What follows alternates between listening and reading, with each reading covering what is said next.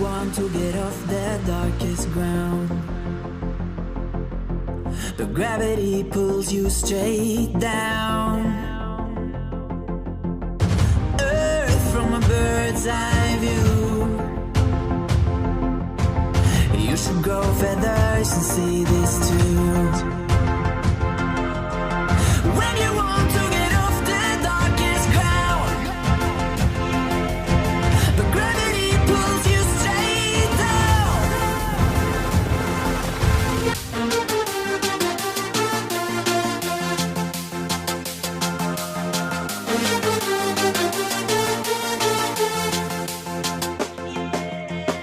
When you want to get off the darkest ground,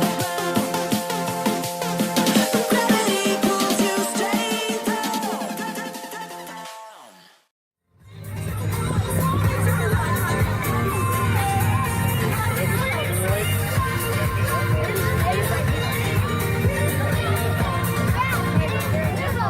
All right, guys, now this entire little no-wake zone we're going through right now, this whole stretch of river is referred to as the Narrows of the Wisconsin River. And there is kind of a long story behind how it got its name, but basically it's pretty narrow all the way through here. Only about 55 feet wide at its narrowest point. But this is also one of the deeper stretches of river. It's anywhere between 60 and 90 feet deep going through the Narrows. Now, coming up directly in front of the boat here, pretty sharp corner, hard left-hand turn as we maneuver upriver. This is the Devil's Elbow. Pretty scary. Well, yeah, might not seem so bad today, but things looked a little bit different around here about 150 years ago. Before there was a hydroelectric dam here in the Wisconsin Dells, water depths right here in the elbow are about 20 feet lower than you see them today. Whitewater Rapids, big old whirlpool right there in the corner, jagged rocks sticking out. A very treacherous area for the lumberjacks who are trying to work their way down the Wisconsin River, driving their great big log rafts. They were trying to get all the pine logs that they were cutting down in northern Wisconsin down the Wisconsin River all the way down to St. Louis to sell those logs. By far the most treacherous point in their entire journey was right here in the elbow. Quite a few of those lumbermen would get knocked off of their rafts, sucked underneath the water, and is originally how the Devil's Elbow got its name.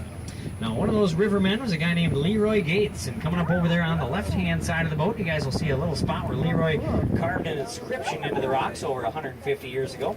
If you guys look back in the shadows, you should see a couple of block letters carved right into the side of the sandstone. If anybody can read that inscription, maybe point it out to the folks around you, make sure everybody's looking in the right direction. There we go. A couple of you guys have seen that inscription. Real hard to read, but that says Leroy Gates, Dells and River Pilot from 1849 to 58. Once again, Leroy Gates, Dells and River Pilot from 1849 to 58. Now, Leroy was one of the more skillful river pilots from right here in the Wisconsin Dells. He got so good at riding the rapids with those great big log rafts that people would actually pay him to take their cargo through this stretch of the Wisconsin River.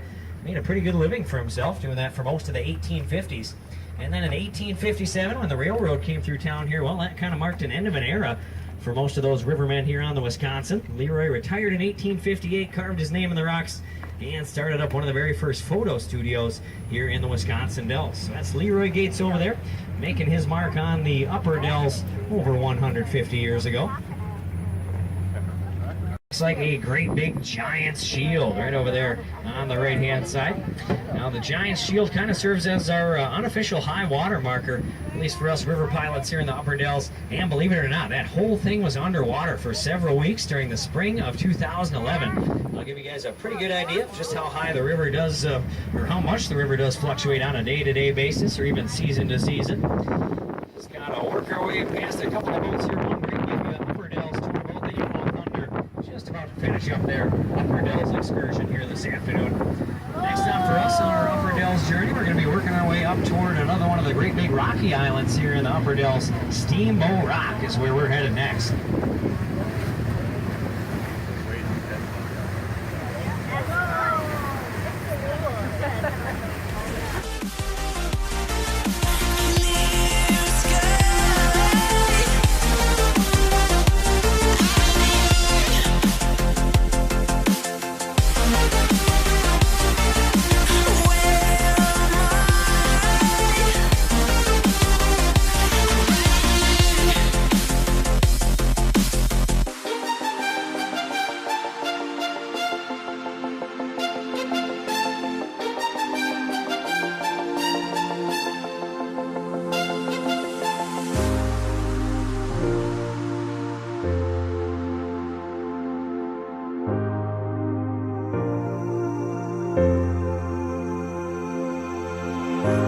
want to get off that darkest ground,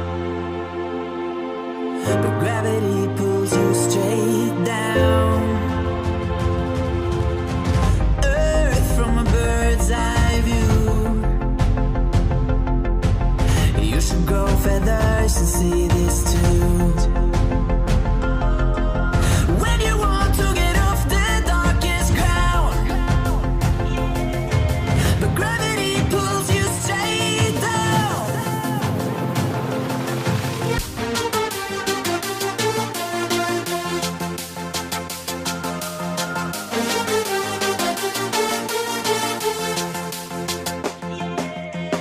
When you want to get off the darkest ground, gravity pulls you straight down.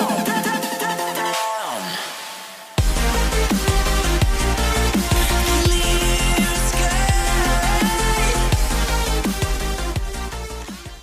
Side of the boat here got its name way back in 1868 from a guy named H.H. Bennett, Henry Hamilton Bennett.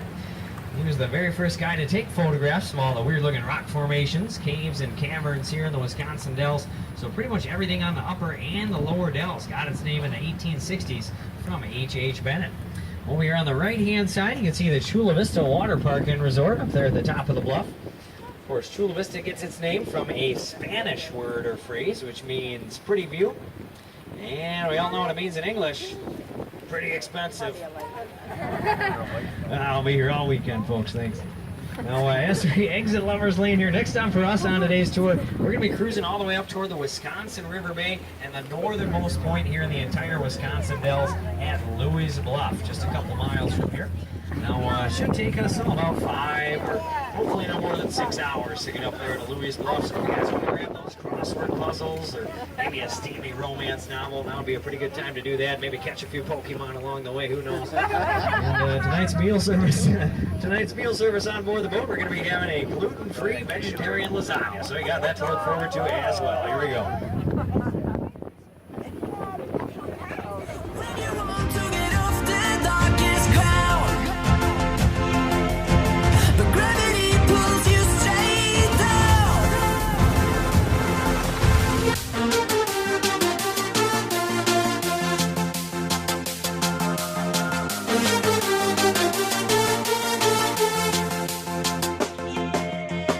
When you want to get off the darkest ground, gravity pulls you straight down. Clear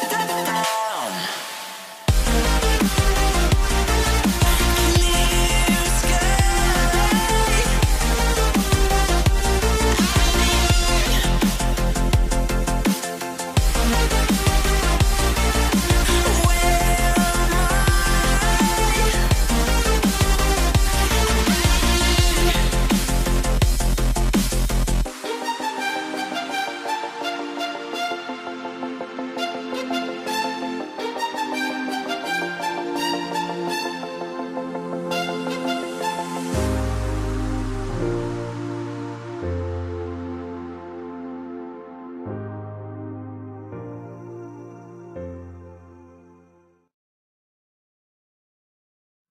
Where That was a dry one right there. All right, got a couple of great big rocky cliffs to check out in this section of the Wisconsin River Bay. This first rocky cliff off to the left-hand side of the boat here, this is Signal Point.